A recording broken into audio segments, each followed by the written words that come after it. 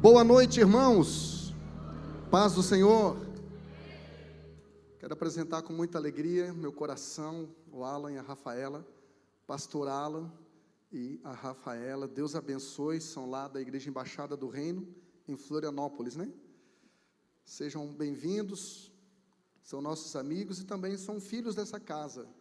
Aceitaram Jesus nessa casa, serviram a Jesus nessa casa e hoje vieram aqui prestigiar nossa casa, né? Tantas igrejas na cidade melhores que a nossa, mas escolheram estar aqui. Deus abençoe, sejam bem-vindos, em nome de Jesus. Me humilhei ao extremo agora, né? Eu acho que eu exagerei um pouquinho. Abra sua Bíblia comigo em João capítulo 4, versículo 4.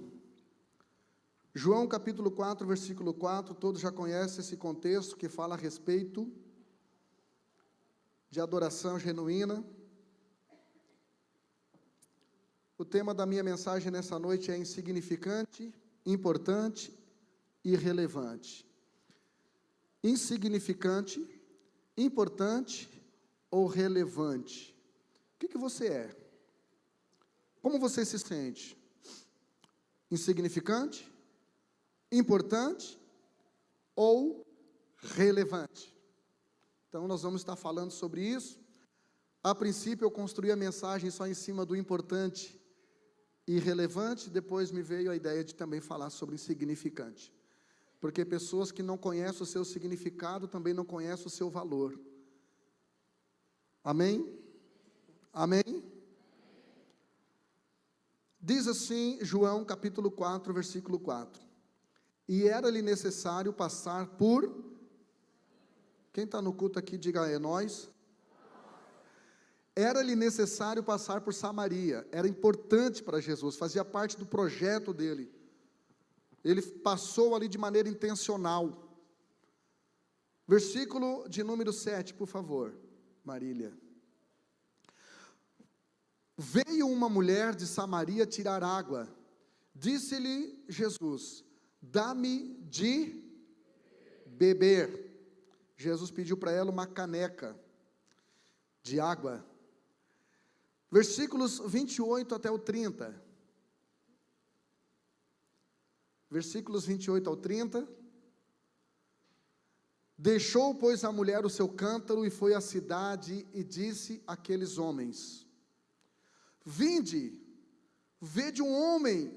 Certo, eles pensaram, outro? Isso já passou uns 6, mais um. Aí ela falou, não, vede um homem que me disse tudo quanto eu tenho feito. Talvez elas pensaram, mas todo mundo sabe aqui que você já aprontou. Ela disse, mas ele não falou apenas do meu passado, ele falou do meu princípio. Ele não disse para eu me envergonhar do meu passado, ele falou de algo para eu voltar às minhas origens, à minha fonte. Porque a palavra pai, na etimologia, quer dizer fonte. Olha que coisa interessante, Jesus pede para ela um copo d'água e oferece a ela uma fonte. Ou seja, tudo aquilo que Deus nos dá em decorrência daquilo que nós damos a Ele é sempre muito maior, irmãos. Amém? Versículo de número 30. Final ela diz, será porventura esse o Cristo? Versículo 30 diz, saíram pois da cidade e vinham ter com Ele. Na minha tradução diz que foram ter com Ele. Amém? Estenda sua mão para cá. Libera uma palavra de oração para a minha vida, porque hoje eu preciso, como nunca.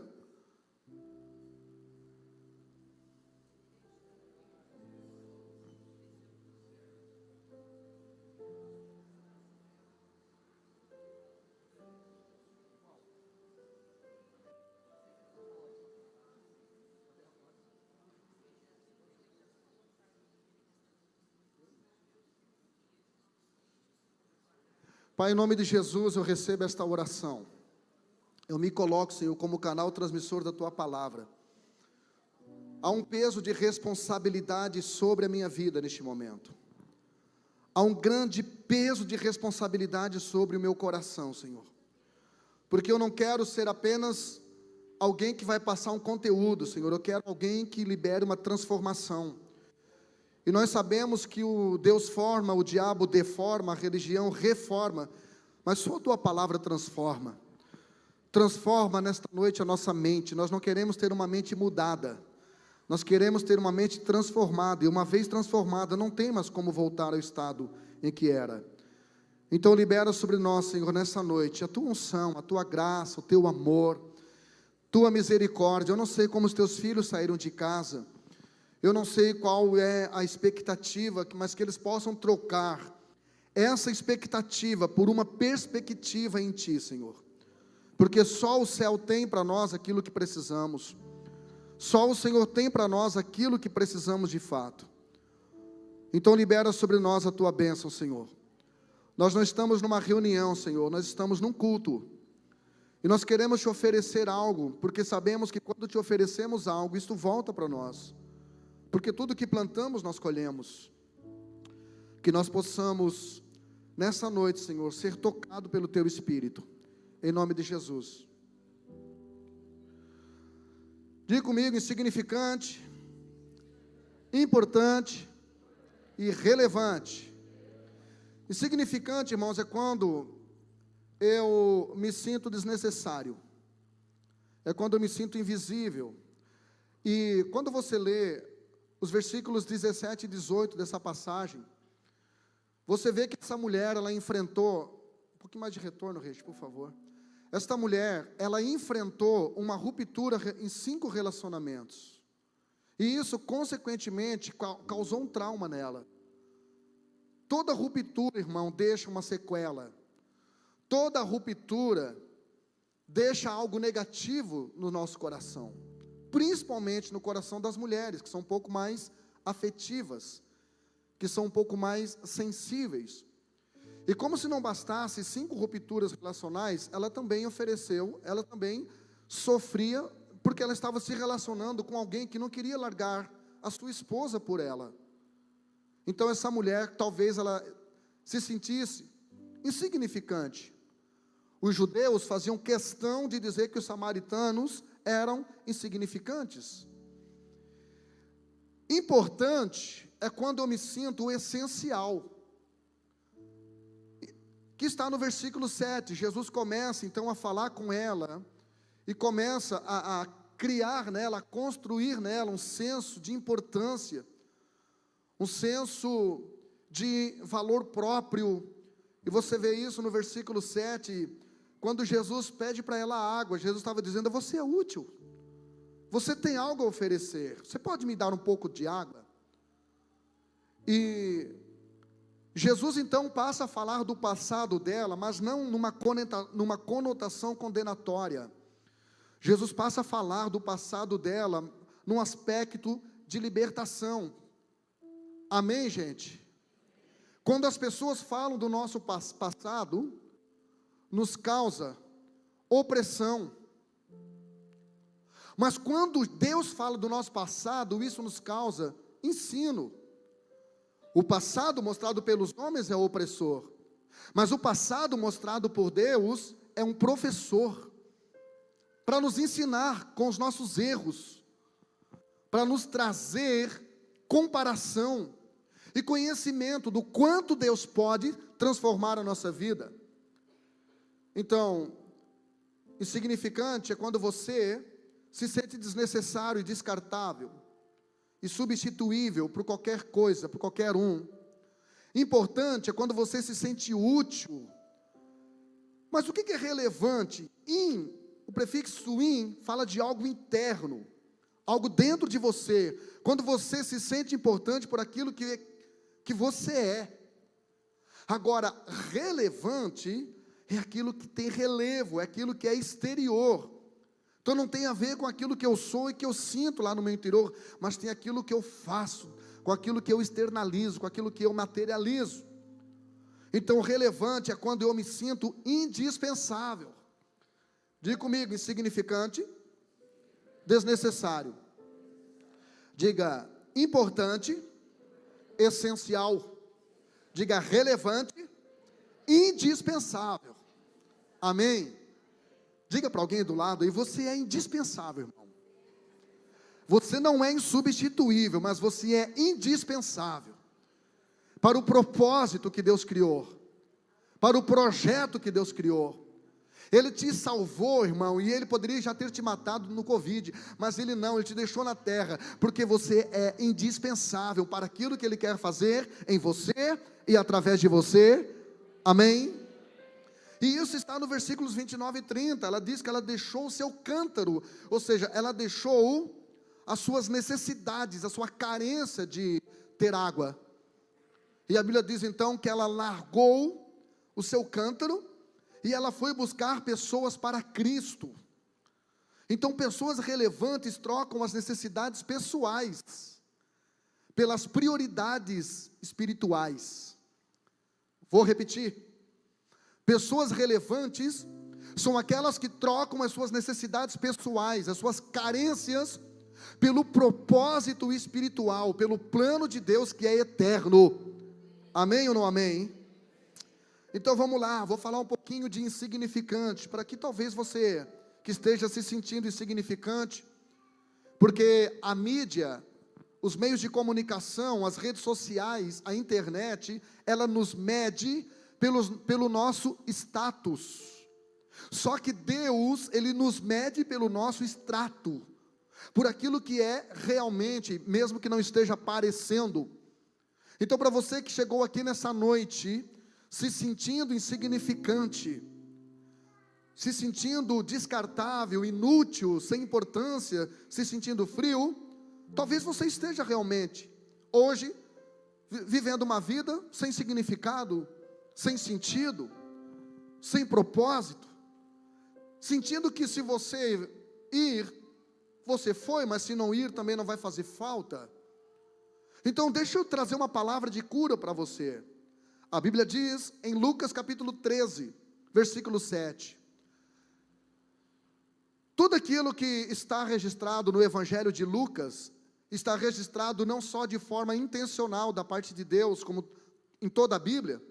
Por isso que a Bíblia diz que toda a palavra de Deus, ela é viva e eficaz, mais penetrante do que espada alguma de dois gumes, que é apta para discernir propósitos e intenções de coração. Então, não só de forma intencional, mas tudo aquilo que está escrito no Evangelho de Lucas, também está escrito com propósito curativo, porque Lucas era um médico. E a Bíblia diz então no capítulo 13, versículo 7, que Jesus, Ele foi até uma figueira, para se alimentar, só que a Bíblia diz que não tinha fruto. Então, a Bíblia diz que, numa parábola, é claro, a Bíblia diz que Ele, o Senhor, chamou o vinhateiro, mas vem cá, não era figueira? Sim, mas ela estava plantada numa vinha. Pastor, por quê? Porque frutificação não tem a ver com o lugar onde você está, mas tem a ver com a dimensão onde você entende que Deus te colocou, amém? A sua dimensão vai definir o raio da tua visão. É por isso que eu e você podemos morar no mesmo lugar, no mesmo endereço, no mesmo edifício, mas se eu morar no térreo, quando eu vou na janela eu só vejo até a esquina, e se você morar na cobertura, quando você vai na janela, você vê a cidade inteira, no mesmo lugar, no mesmo ambiente, dimensões e visões diferentes. Talvez na mesma igreja, Ministério do Teu Reino, no mesmo culto, existem pessoas que estão ouvindo a mesma mensagem, mas uma está tendo um raio de alcance de visão, mas a outra está vendo muito mais do que o natural, está vendo sobrenatural de Deus. Aleluia. Jesus então disse para o vinhateiro: ei, corta essa figueira, porque já faz 3 anos que eu venho procurar fruto nela, e não encontro. Aí Jesus ali, ele faz um comentário, irmão, preocupante.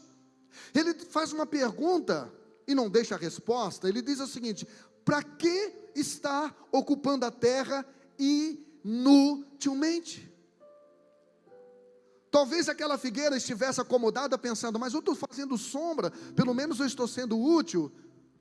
Mas ela não foi criada só para fazer sombra, porque sombra também um guarda-sol também faz. Então, irmão, você precisa entender para que você nasceu, e se você está sendo significante no reino de Deus, ou você está sendo insignificante. E o que revela o nível da sua significância é o fruto que você está dando. É o fruto que você está dando. Então, uma árvore, irmão, que só faz sombra e não dá fruto, ela vira lenha, ela morre mais cedo. Então, avalie a sua vida, pelo amor de Deus. Quer dar para Deus uma razão para Ele te deixar na terra? Avalie o nível da tua frutificação. Avalie o fruto da tua utilidade na terra. Será que se você morresse hoje, você faria falta para a cidade? Faria falta para a tua igreja? Faria falta para a tua empresa? Outra coisa, aqui está falando de árvore sem fruto. Há um outro texto também em Lucas, capítulo 17, versículo 10. Lucas é curador. Lucas capítulo 17, versículo 10, Jesus disse: assim também vós, quando fizerdes tudo que vos for mandado, se considere um servo inútil. Irmãos, não dá a impressão que Jesus é exigente demais? Porque olha só, eu estou fazendo tudo direitinho. Já conversou com alguém assim? Pastor, eu não estou entendendo. Eu estou fazendo tudo direitinho. Eu não estou fazendo nada de errado. Eu conheço gente muito pior do que eu. E está aí, de boa. Você olha, parece que está tudo certo, não tem problema nenhum. Tá, como diria minha avó, está bonito, está gordo, está vermelho. Você olha, está tudo certo, irmão. Não tem luta, não tem nada. Parece que o Satanás é a parça do cara. Nem bota tentação na vida dele, está tudo certo. O cara está fazendo tudo direitinho. Jesus diz: se você está fazendo só o que eu mandei você fazer, você é inútil. Porque eu não mandei você ser bom de regulamento, eu criei você para ser bom de relacionamento. E todo casal que tem um bom relacionamento e é saudável, gera fruto. Fica frio, vou melhorar, vou ficar mais querido no final da mensagem. Então, inútil. Queridos, quem determina se eu estou insignificante, se eu estou inútil, se eu estou só esquentando o lugar, sou eu. E se nessa noite você estiver nesse lugar, nessa posição, como esta mulher que se sentia inútil, por quê? Porque já havia sofrido algumas rupturas relacionais e agora estava simplesmente servindo de depósito de espermatozoides de um homem casado. Mas daí ela se encontrou com aquele que pode mudar a história. Ela se encontrou com aquele que fala do nosso passado para restaurar o nosso presente e nos oferecer a nossa eternidade com Ele no céu. Aleluia! Diga insignificante. Agora eu vou falar de importante. Importante dentro. Importante, aquilo que foi colocado ali dentro. Valores, sonhos, princípios. Importante é alguém que é fundamental, é alguém que é útil, alguém que é considerável. Alguém que é necessário, alguém importante. Então, pessoas importantes, elas fazem parte do processo da vida de quem é relevante. Às vezes nós queremos nos livrar de pessoas e achamos que essas pessoas foi Satanás quem colocou na nossa vida. E achamos que essas pessoas são insignificantes, mas na verdade são pessoas importantes. E se nós entendermos a importância do propósito delas, nós viveríamos um pouquinho menos frustrados. Nós viveríamos um pouquinho menos pesados, menos estressados. Porque são pessoas importantes. São pessoas que foram colocadas na nossa vida intencionalmente por parte do céu, para nos construir o nosso amor, nossa paciência, nossa misericórdia, nossa maturidade. São pessoas que Deus realmente decidiu que elas entrassem na nossa vida. Agora deixa eu te falar uma coisa, pessoas importantes Deus determina quando elas entram na nossa vida, mas pessoas relevantes, elas determinam quem fica na sua vida, e quando a pessoa que só foi importante por um período, por um momento, quando que ela tem que sair da nossa vida. Porque não é porque alguém é importante para a minha vida, que ela tem que ser eternizada no meu relacionamento, não. Ela não é descartável, mas ela não é eterna na minha vida. Eu preciso entender o tempo de Deus, ter discernimento, ter maturidade, para dizer, o nosso ciclo durou até aqui. Porque se eu não entender isso, irmão, eu vou continuar com parasitas na minha vida. Todo parasita se alimenta porque tem um hospedeiro. Tem alguém que se permite alimentar um hospedeiro. Mike Murdock tem uma frase que diz, não reclame daquilo que você permite. Não reclame daquilo que você permite. Dê um basta. Então, pessoas importantes, elas fazem parte do processo alheio. Quando você lê o livro de Gênesis, capítulo 29, até o capítulo 31, você vai ver na biografia de Jacó, que houve uma pessoa importante na vida dele, chamado Labão, o seu tio. A palavra Labão quer dizer branco, mas quando você avalia a biografia moral de Labão, não tinha nada de branco não, irmão. Não tinha nada de branco. Para você ter uma ideia, Labão enganou Jacó 10 vezes, baixou o salário dele. Para você ter uma ideia, o Labão fez Jacó trabalhar 7 anos, Labão vendeu as suas filhas, fez Jacó trabalhar 7 anos, pela mulher que ele amava, a Raquel. O nome Raquel quer dizer ovelha, mas no dia do casamento, a Bíblia diz que o Labão entregou a Leia. Tem alguma Leia aqui? Então, o nome Leia no hebraico quer dizer vaca braba. Sério, você pode procurar lá. Então, mais ou menos para você entender. Porque a época bíblica era uma época agropastoril, então os pais colocavam o nome de animais nos filhos. E imagina, Jacó dormiu com a ovelha e acordou com a vaca. Braba ainda do lado. Mas por que Deus colocou Labão na vida de Jacó? Para curar Jacó, para converter Jacó, porque Jacó tinha um probleminha brasileiro. Jacó era muito ligeirinho, irmão, para resolver as coisas do jeito dele.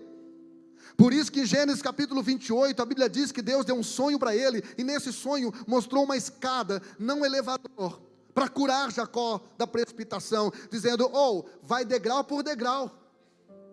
Jacó era aquele que dava um jeitinho brasileiro para chegar no fim. Jacó devia ser brasileiro, irmão. Então Deus precisava curar Jacó, porque Jacó não era uma pessoa simplesmente insignificante ou importante. Jacó era uma pessoa que Deus tinha um propósito relevante. Por quê? Porque Jesus descendeu de Jacó. Então você não é qualquer pessoa, e é por isso que Deus é tão exigente com você. É por isso que Deus não permite você fazer aquilo que outros estão fazendo. Aí você pensa, eu vou fazer também, está todo mundo fazendo. Deus diz, eles podem fazer, você não. Mas está todo mundo fazendo. E ele responde como a sua mãe, você não é. Porque com quem Deus tem coisas especiais, Ele exige renúncias especiais, Ele exige padrão especial, Ele exige intimidade especial. Quem está me entendendo aqui, pelo amor de Deus? Labão foi importante na vida de Jacó. Para quê, pastor? Para ensinar Jacó a ter persistência, 14 anos trabalhando para casar, e paciência. Quando você lê 1 Samuel, a Bíblia diz que Deus tinha um projeto na vida de Ana, aí colocou Penina. O nome Penina no hebraico quer dizer coral. Isso te lembra o quê? Cobra.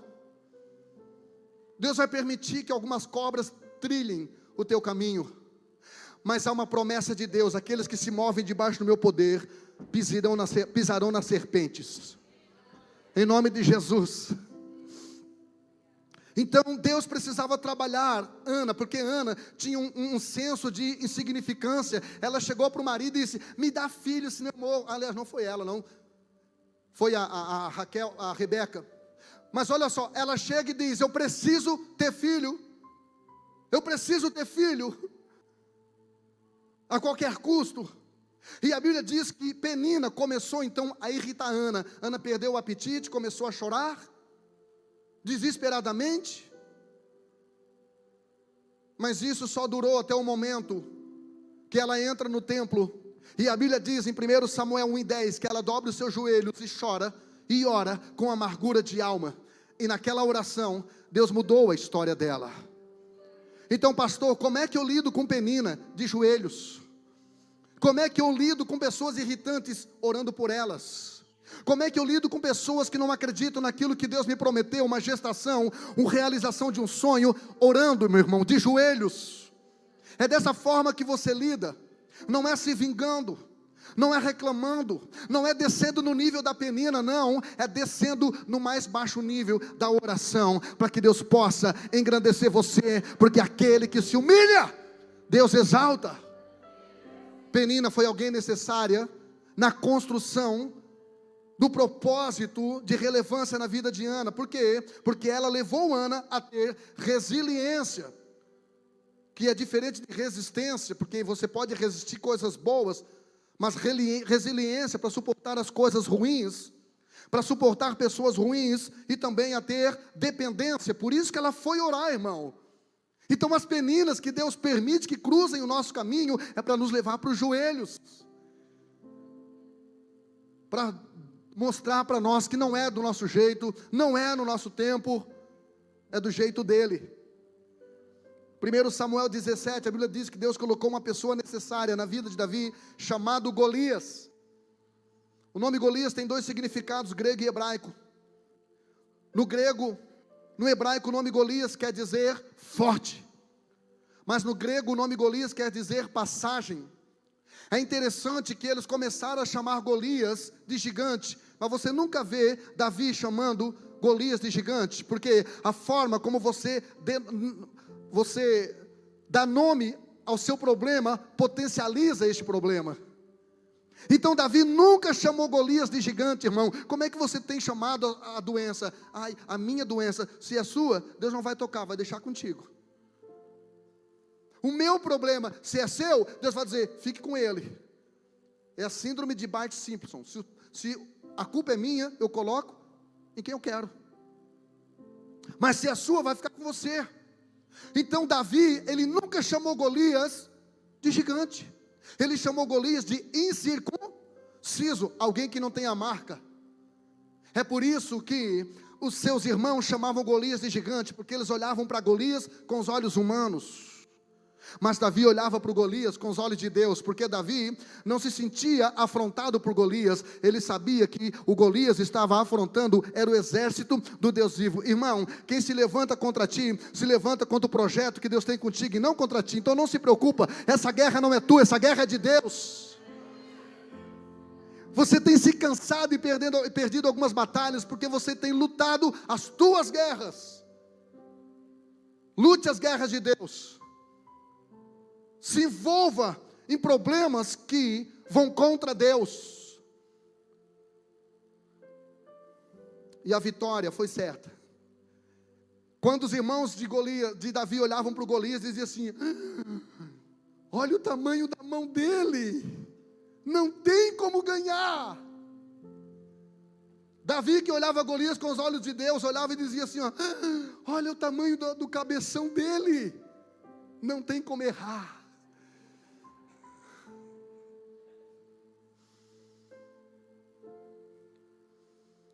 Eu acho que Deus olhou lá de cima e disse, esse é o meu garoto. Pessoas necessárias, gigantes necessários. As pessoas olham e dizem, essa luta é forte. Você olha e diz, essa luta é uma passagem. As pessoas olham e dizem, esse vale é grande. Você diz, ainda que eu ande pelo vale, eu não nasci para parar no vale. Eu nasci para andar e para chegar aonde Deus me criou para estar. Oh! Aleluia! Quando você lê Mateus capítulo 10, tinha uma pessoa necessária na vida de Jesus, chamado louvor, Judas. A palavra Judas é a transliteração do hebraico Judá, que quer dizer louvor. Ai, pastor, entendeu o gigante? Beleza, agora, pessoa do louvor, eu não acredito que fizeram isso comigo. Pessoas que estão na igreja louvando o pastor. É sério isso? Judas foi alguém necessário na vida de Jesus, por isso Jesus o chamou de amigo. Pedro, não entendendo, Jesus disse para ele que ele era Satanás. Eu não entendo um Jesus que chama Pedro de Satanás e Judas de amigo. Amigo, irmão, não é aquele que te bajula, não é aquele que concorda contigo.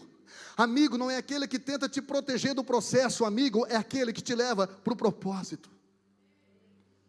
Por isso a Bíblia diz, e Paulo escreveu em 1 Coríntios capítulo 11, versículo 23, Paulo disse: porque eu recebi do Senhor o que também vos ensinei, que o Senhor Jesus, na noite que ele foi traído pelo Judas, sentou na mesa e disse: Júnior, faz um X-tudo para mim. Jesus estava dizendo: eu entendi que Judas foi importante na minha vida, mas acabou agindo como alguém insignificante, para tornar o meu propósito relevante. Jesus estava dizendo: eu não perco a fome, e nem o foco, e nem a fé, por qualquer Judas que aparece na minha vida. Será que você pode levantar a sua mão e pedir essa estrutura para Deus? Diga para o irmão do lado: não perca a fome, nem o foco, e nem a fé, por causa do Judas, porque o Judas é uma pessoa importante, porque ele vai revelar o Messias que há dentro de você. Você não entendeu, irmão?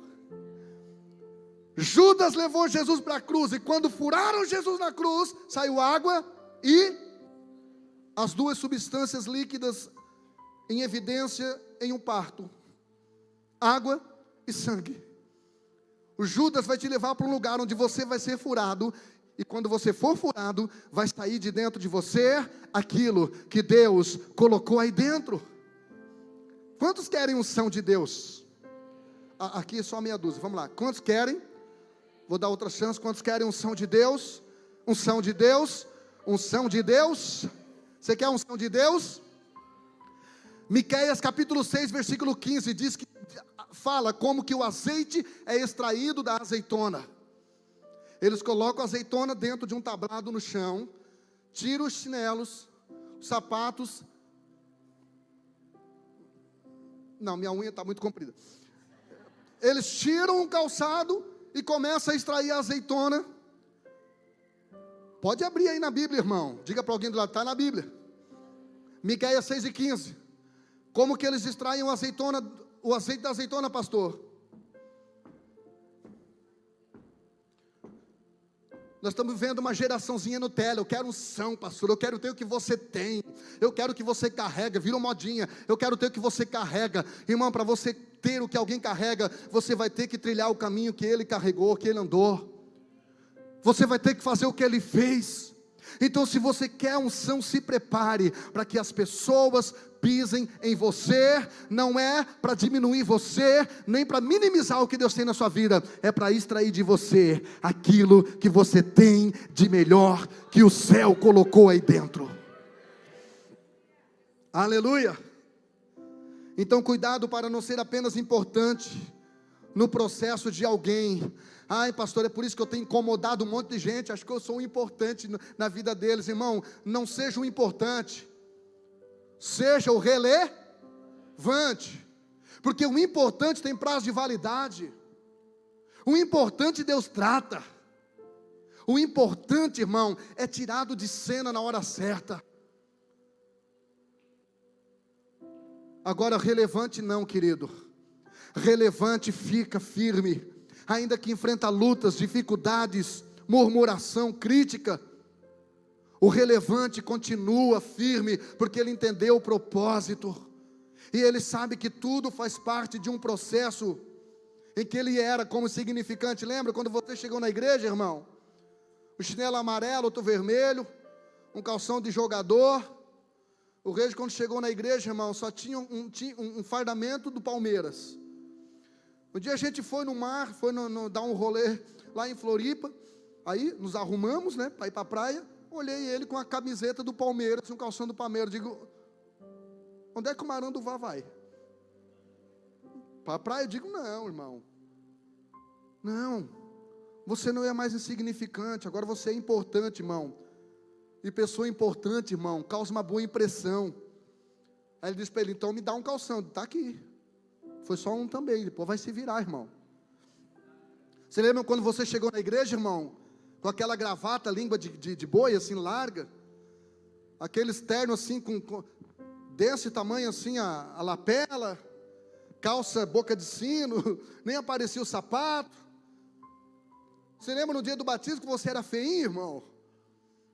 Eu era tão magro que eu tinha que tomar banho de perna aberta para não cair no ralo do banheiro, só nariz e pataca do joelho. Se você acha que hoje eu estou feio, você porque não me conheceu há 30 anos atrás, irmão. Eu só casei porque eu tenho somebody love e dançava. Fazia show de dança, dançando lambada. Ela olhou e disse, mas nós chegamos na igreja arrebentados. Não sei você, mas eu cheguei, cheio de traumas, cheio de medo, cheio de insegurança. Lá no mundo eu dançava, irmão. O que um dançarino faz na igreja? Hoje temos ministério de dança, mas há 30 anos que a gente fazia coreografia. Eu lembro que a gente não podia mexer com os pés, só com o braço. Ele vem brilhando como o sol, a trombeta vai surgir, um grande coral. Aí hoje a gente, eu entro na tua presença. Irmão, aproveita, irmão. Tinha um tempo que a gente queria, não podia. O pé ficava nervoso, não podia mexer o pé, só as mãos. É sério que eu estou falando. Lembra dessa época, Edson? Podia mexer os pés, irmão. Eu lembro que um dia eu era líder de jovem, fomos no retiro, e a gente estava jogando um vôleizinho, e de repente a bola veio, matei no peito, comecei a fazer balãozinho, o pastor veio e disse, para que eu sei que isso é pecado. Você acredita nisso? Vôlei podia, com os pés. Aí eu disse, mas por que é pecado? Eu disse, porque a bola é a cabeça do diabo, então deixa eu chutar.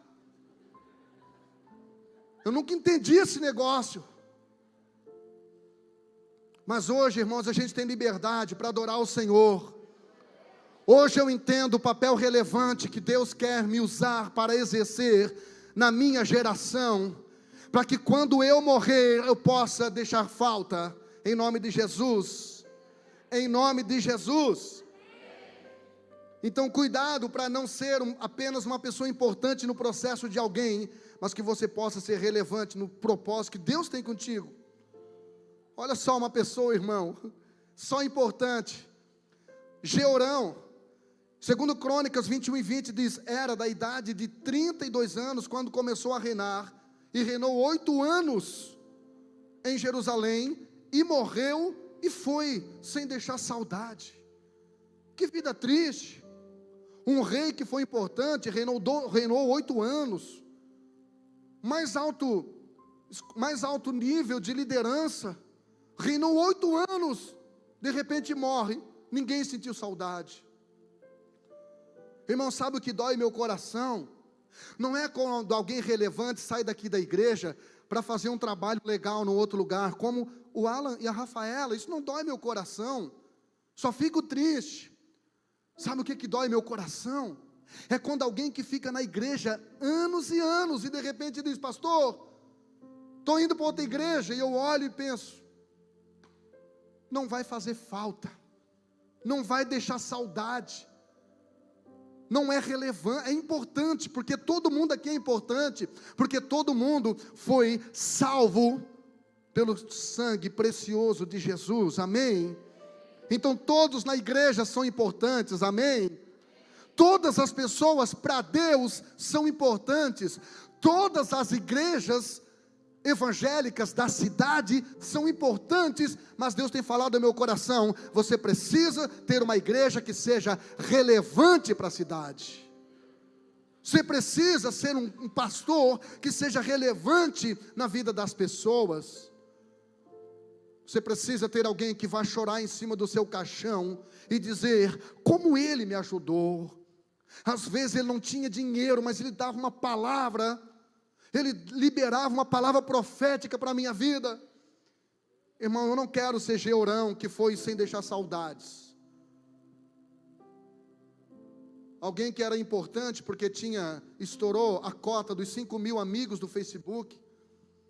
Alguém que era importante porque tinha muitos seguidores no Instagram. Alguém que era importante porque cantava bonito, porque pregava bonito. Alguém que era importante porque se vestia bem, porque exercia um cargo de destaque, porque andava num carro legal. Alguém que era importante porque era uma pessoa bem-sucedida financeiramente, profissionalmente.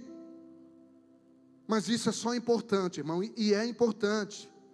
Tudo isso é importante. Mas não significa que isso seja relevante.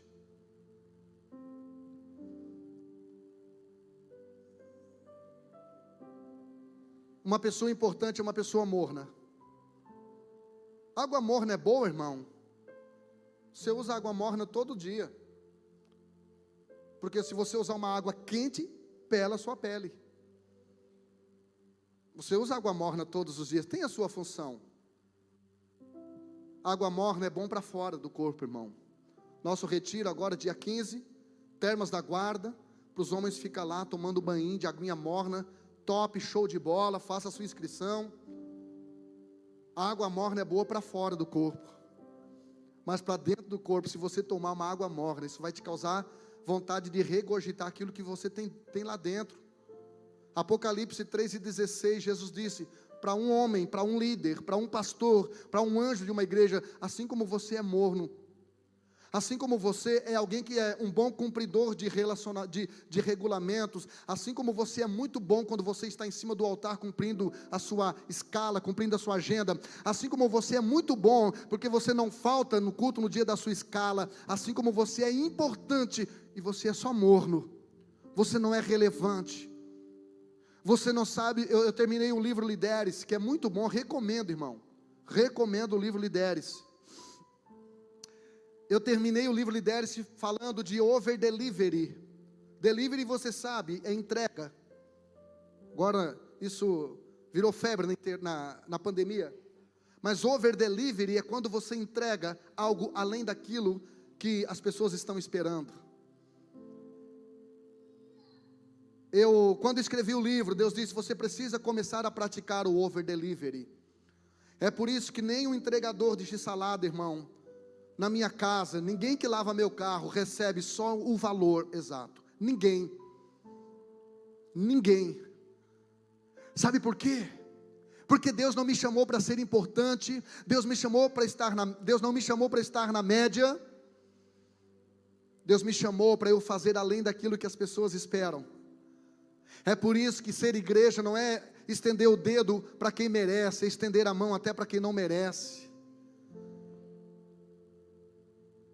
Então, queridão, Deus praticou o over delivery com você, porque ele podia pegar um anjo, pé de chinelo lá do céu, assim, um fraquinho mesmo, daquele com uma asa quebrada, e morrer no seu lugar, mas ele deu o seu filho, ele deu o seu melhor.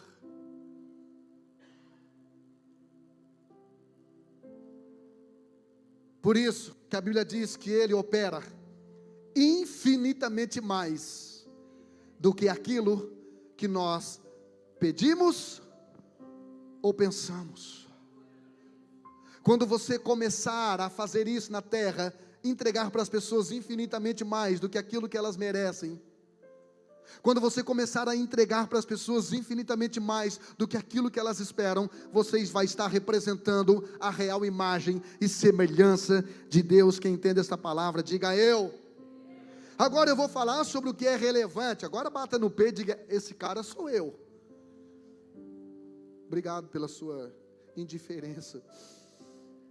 Bata no peito assim, diga, eu sou relevante. Eu nasci para me destacar. As pessoas leem meu livro e dizem, pastor, parece até que não é você que escreveu. Eu digo, é que eu dei o meu melhor. Eu dei o meu melhor. Porque eu entendo que eu preciso ser relevante. Relevante é aquilo que torna a levantar, é aquilo que destaca, é aquilo que exterioriza, é aquilo que torna visível. Você quer ser relevante? Então se posicione politicamente.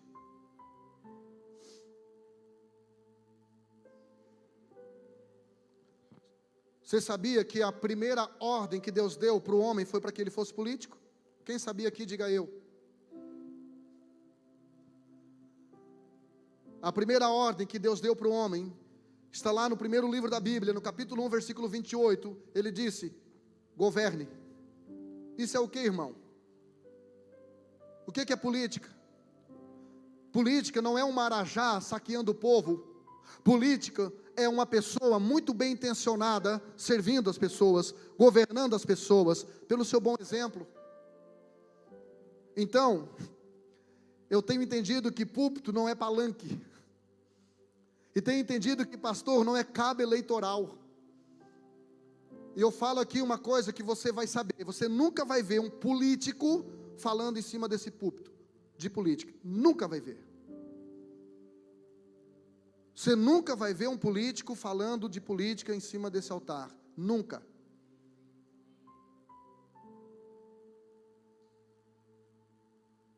Mas, então eu não posso dizer para você em quem que você deve votar. Mas eu posso falar para você em quem que você não deve votar. Porque se você votar nessas pessoas que você não deve votar, é porque você não ama a Bíblia. Ou no mínimo você não conhece a Bíblia. Ou no mínimo você está fazendo isso por interesses pessoais. Nós estávamos numa reunião de pastores, e o irmão disse: pastor, eu quero te apresentar a deputada fulana. E eu perguntei para ele: só se você me fazer uma pergunta, me responder uma pergunta. Ele disse: qual é a pergunta? Eu digo: se você não fosse da igreja dela, você votaria nela? Ele disse: não. Então já está resolvido. Então, queridos, eu vou falar para você pessoas que você não deve votar, e eu preciso falar para você, porque Hebreus capítulo 13, versículo 17, a Bíblia diz que eu, como pastor, velo pela tua alma, como alguém que vai ter que dar conta dela. Então, Deus colocou sobre meus ombros o destino do ministério do teu reino. O destino do ministério do teu reino, não é da igreja. E eu tenho muita facilidade, habilidade para dizer para você: se você é cristão, se você acredita nesse livro, se você ama a igreja, se você ama o Brasil, se você ama a família, se você ama a sociedade, em primeiro lugar, não vote em quem pilhou a nação, não vote em quem roubou a nação, comprovadamente. Não faça isso. Mas também não venda seu voto. Eu pertencia a uma denominação, estávamos na reunião de pastores, e eles disseram: pastores, o candidato fulano, que era do mesmo ministério, vai mandar um dinheirinho para vocês. E eu me levantei na reunião e disse: se ele mandar esse dinheiro, ele pede meu voto. Porque se eu vender o meu voto, irmão, eu não tenho moral para cobrar quem rouba. Um outro pastor disse: eu vou votar num fulano, porque ele vai dar o telhado para a igreja. E eu disse para ele: se o Deus que mandou você abrir a igreja, não financiar o telhado da sua igreja, feche, porque não foi Deus. Então não adianta a gente não votar em quem rouba, irmão, e a gente vender o nosso voto. Eu faço parte do conselho, o Luiz sabe disso. Eu faço parte do conselho de pastores da cidade. E a gente organizou uma marcha para Jesus e uma semana evangélica. Eu já fui contra a semana evangélica, já para começar. Porque a prefeitura não tem que dar privilégio para evangélico. Porque se daqui a pouco tem a semana evangélica, tem que ter a semana da Umbanda, da Quimbanda, do Candomblé. E não adianta a igreja depois ir orar, irmão. Então a igreja não pode querer privilégios. Aí disseram: vamos fazer uma festa legal, o governo está liberando uma verba para a gente trazer os cantores de tal. Eu disse: irmão, se a marcha é para Jesus, quem vai financiar é a esposa de Jesus e não a política. Eu disse: não vai dar certo, e não deu. Não deu. Agora a gente está pagando dívida de compromissos financeiros que fizeram com artistas. Eu não concordo, irmão, de tirar dinheiro do caixa público para pagar show para artista evangélico. Porque se a igreja precisa de um artista evangélico para caminhar um pedaço e se reunir na frente de um palanque, essa marcha não é para Jesus. Eu não estou brabo, tá, irmãos? Só estou com a ira dos profetas. Então, quero dizer para vocês, não votem em quem defende ideologia de gênero. Casamento de pessoas do mesmo sexo é pecado. Mas não adianta a igreja ser contra casamento de gay e ser promíscua sexualmente, traindo esposa, viciada em pornografia. Homens que a mulher não pode ficar uma semana fazendo tratamento, que vai para masturbação. Então, se você não votar em quem defende ideologia de gênero, seja santo na sua sexualidade, seja puro na sexualidade, seja fiel ao seu marido, seja fiel à sua esposa, para de flertar na internet. Você não deve votar em quem defende aborto e legalização de drogas. Você não deve votar, irmão, em quem está querendo colocar na igreja banheiro de gênero neutro. Eu não quero, irmão, que minha netinha de 12, quando tiver 12 anos, faça xixi na frente de um barbado de 15. Eu não quero isso. Mas não adianta eu ser contra o banheiro neutro na escola e eu ser um pai que nunca vai numa reunião de pais e professores para saber como é que está meu filho lá. É muito fácil criticar, queridos. Não vote em quem defende linguagem neutra. E quem exige que o pastor chegue e diga, eu saúdo a todes. Isso é o espírito do Mussum, irmão. Bota um meses. Eu saúdo a todes.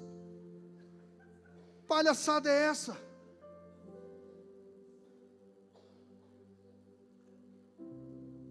Não vote em pessoas que apoiam ditadores que estão perseguindo a igreja, queimando cristãos. Se posicione. Pastor, você é de direita ou de esquerda? Eu sou de Jesus.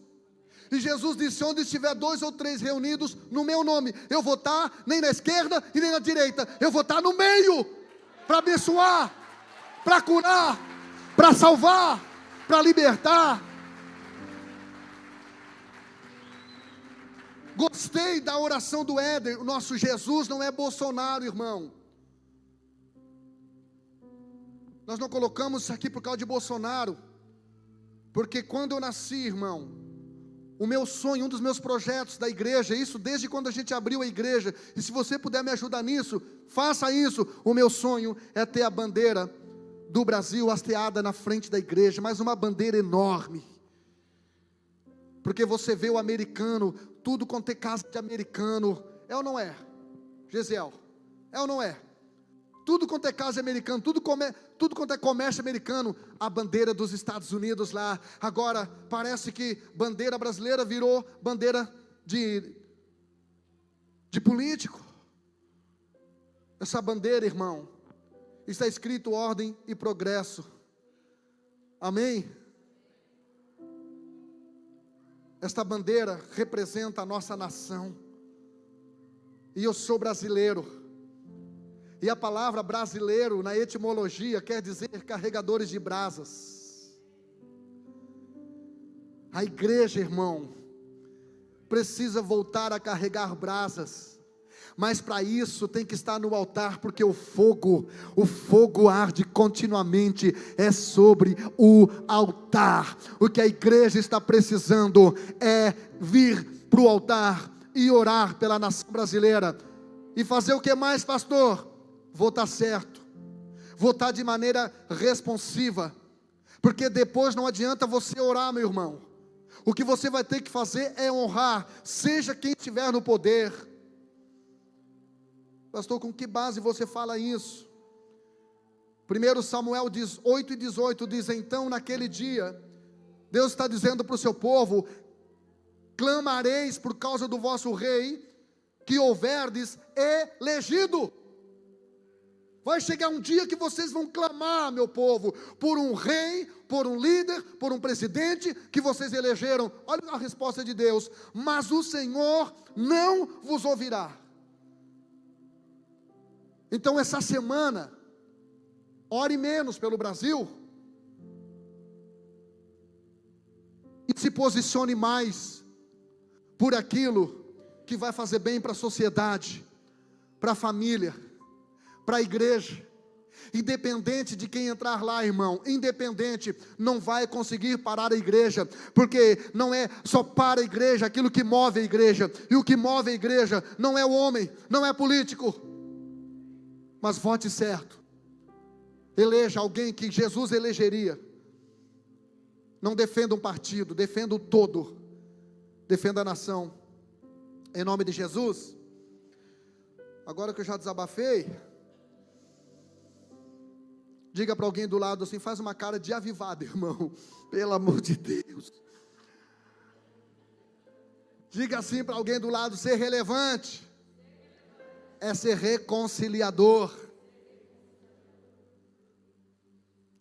O homem caiu, Gênesis 3:8, e quando ele caiu, ele se escondeu. Olha aqui para mim, será que você não tem se escondido? Atrás de desculpas, atrás de historinha. O homem se escondeu, Gênesis 3:8, depois que pecou. A Bíblia diz em Isaías 59:2, que o pecado faz separação entre nós e Deus. O pecado nos separa da nossa origem. Quem é a nossa origem, pastor? É Deus. Efésios 1:4 diz que Ele nos elegeu nele antes da fundação do mundo. Então a nossa origem é Deus. É por isso que Eclesiastes 12:7 diz que o Espírito volta para Deus, para a sua origem. O pecado nos separa da nossa origem, faz nós nos escondermos da nossa origem, e isso gera morte. Quando você se desconecta da sua origem, isso gera morte. O peixe, a origem do peixe é a água, e quando o peixe sai da água, ele... Vou tentar aqui. A origem do peixe é a água. Quando o peixe sai da água, o que acontece? A origem da planta, da árvore, da flor é a terra. Quando isto é desconectado da terra, o que acontece? Ela... Só o ser humano acha que ele vai estar longe da sua fonte de origem e continuar vivo. Só o ser humano acha que ele vai estar distante da sua fonte de origem e continuar vivo. Só o ser humano acha que ele vai estar escondido da sua fonte de origem e vai continuar vivo. Mas Deus estabeleceu eu e você para sermos ministros da reconciliação. Pegar na mão dessa pessoa que se desconectou da origem, pegar na mão do Criador e colocá-los de mão novamente. Então a Bíblia diz, quem acredita na Bíblia aqui, diga eu. Segundo Crônicas 5:18 e 19 diz: Deus nos reconciliou consigo mesmo por Cristo Jesus e nos deu o ministério da reconciliação. O que Paulo está dizendo para a igreja é o seguinte: faça pelos homens aquilo que Deus fez por você através de Jesus. Você estava longe, você estava escondido, você estava separado, e Deus, pelo ministério da reconciliação, através de Jesus, reconciliou você com Ele. Agora Ele te deu o ministério da reconciliação. Pastor, qual é o meu ministério? É cantar? É pregar? É tocar? Não, isso é função. O teu ministério é reconciliar o pecador com aquele que é santo. É você reconciliar aquele que está indo para o inferno com aquele que está esperando lá no céu. Amém? Olha que coisa legal. Versículo 19. Isto é, Deus estava em Cristo reconciliando consigo o mundo, não lhes imputando os seus pecados, e pôs em nós palavra de reconciliação. Hoje eu fui almoçar na casa de um casal, de uma família que está aqui na igreja. Eu disse para eles: Deus não me trouxe aqui porque eu precisava estar aqui comendo churrasco, e é muito bom, mas eu tenho dinheiro para ir lá no Espetão e comer um bom churrasco. Deus me trouxe aqui porque além desse churrasco, eu preciso falar para o Senhor, preciso falar para você, preciso reconciliar você com Jesus. E eu fiquei chato lá pregando durante acho que quase 2 horas. Pastor, e se ele não te convida mais para ir na casa dele? Irmão, acho que ele gostou, porque veio no culto. Eu não quero ser chato. Então você vai ser o querido que vai permitir um monte de gente ir para o inferno. Gente que Deus colocou no seu caminho para você reconciliá-lo com Deus e com Jesus. Versículo 20 aqui eu encerro. Rogo-vos, pois, da parte de Cristo, que vos reconcilieis com Deus. Paulo está dizendo, deixa eu fazer um pedido para você. Volta para Deus. Se reconcilia com Deus. Pastor, mas eu estou na igreja, eu não quero saber se você frequenta igreja. Eu quero que você se reconcilie com Deus, para você ser relevante, para você ter um ministério de relevância, para que você não apenas fique um safado dentro da igreja, só se safando, indo para o céu, não, mas que você realmente leve pessoas a Cristo, ainda que você passe por chato, por deselegante, mas esse que te chama de chato, um dia vai dar um yes lá no céu, dizendo, cara, obrigado por ter assistido comigo. Será que vai ter? O insignificante é frio, o importante é morno, e o relevante é?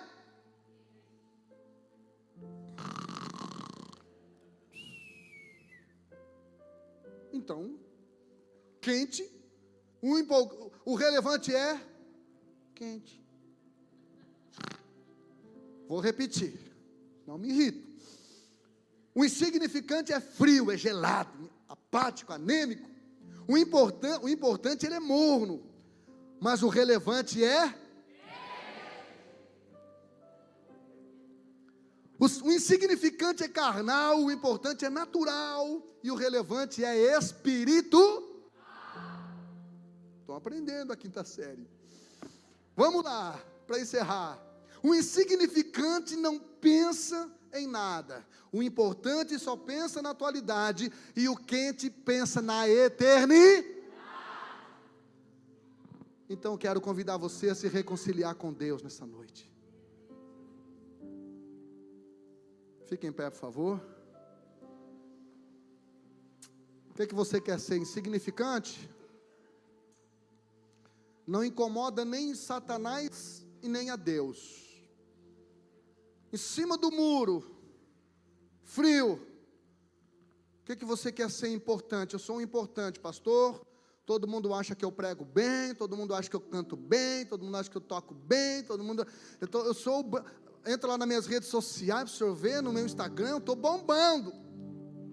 Isso é importante. Mas a relevância tem a ver com a eternidade. Pais importantes deixam herança para os filhos, pais relevantes deixam legados nos filhos. Vou repetir. Pais importantes deixam herança para os filhos, pais relevantes deixam legados para os filhos. Pais importantes são pais que ensinam o filho a vencer no mundo. Pais relevantes ensinam o filho a vencer o mundo. Pais importantes são aqueles que não fazem nada de errado. Os pais relevantes são aqueles que fazem tudo certo. Eu quero perguntar nessa noite, eu quero convidar você a levantar a sua mão, você que a partir de hoje, você chegou aqui, talvez se sentindo insignificante, ou apenas só importante, mas você quer sair desse lugar relevante. Eu quero convidar você que quer entregar seu coração a Jesus, voltar para o propósito de Jesus, voltar a ser relevante. Eu quero convidar você a aproveitar essa oportunidade, levantar a sua mão como sinal, você que deseja, você que está afastado e você deseja reconciliar com Ele. Aleluia. Você que levantou a mão, querida, vem aqui. Preciso de uma mulher aqui, rápido com ela. Tem mais alguém que deseja entregar seu coração a Jesus? Alguém que deseja voltar para Jesus? Venha na frente, venha, minha linda. Mistério.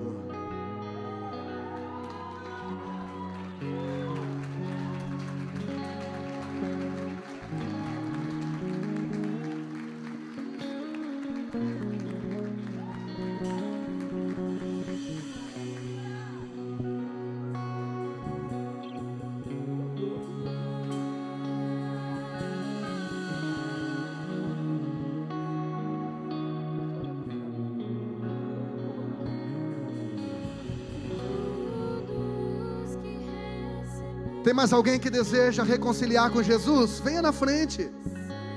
Venha, pastor, mas eu estou com vergonha porque eu já era evangélico. Ninguém está falando de religião aqui, meu irmão.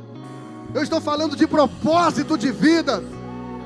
Eu estou falando de transpirar Jesus, se apaixonar por Jesus. Venha, saia do seu lugar. Não deixe o diabo destruir a tua família. Não deixe o diabo destruir teu casamento. Não deixe o diabo destruir o propósito que Deus tem com a tua família, que Deus tem com a tua vida. Reconcilie-se com Jesus. Reconcilie-se com Jesus. Venha. Venha. Venha. Ainda dá tempo, venha, venha, venha. Desça do seu orgulho, venha.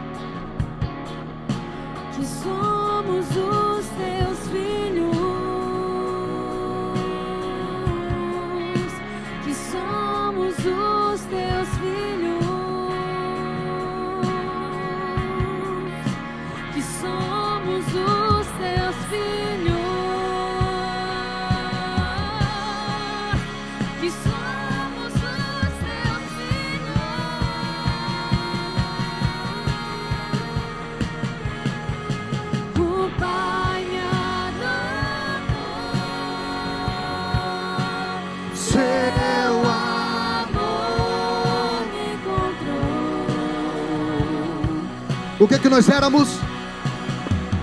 Eu era órfão, hoje sou filho. Diga mais uma vez: o Pai me adotou. O Pai me adotou. Seu amor me encontrou.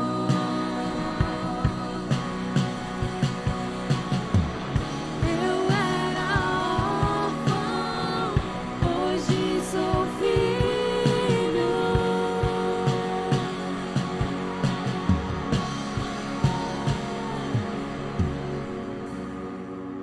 Existem 10 pessoas aqui na frente que estão entregando suas vidas a Jesus. 10 que estão se reconciliando com Jesus. Estenda sua mão para cá, por favor. Nesse momento, a Bíblia diz que os céus, os anjos estão em festa. O que tem acontecido é a igreja na terra fazendo muita festa e o céu nada. Então, nesse momento, que o céu reflita, que você reflita o avivamento que está tendo lá em cima agora.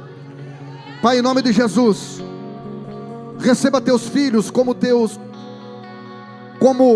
membros do teu corpo. Os teus filhos que estão se reconciliando contigo. Começa um novo tempo, uma nova história. Começa algo novo de novo. Começa a fazer algo novo, mesmo que seja de novo. Só que dessa vez com mais intensidade. Dessa vez com mais intensidade. Dessa vez venha com teu amor brutal, Senhor. Venha com teu amor brutal, Senhor. Perdoando os pecados, fortalecendo, curando as feridas, restaurando o passado, tirando esse sentimento de insignificância e esse contentamento com a importância, e dando a eles um propósito de relevância.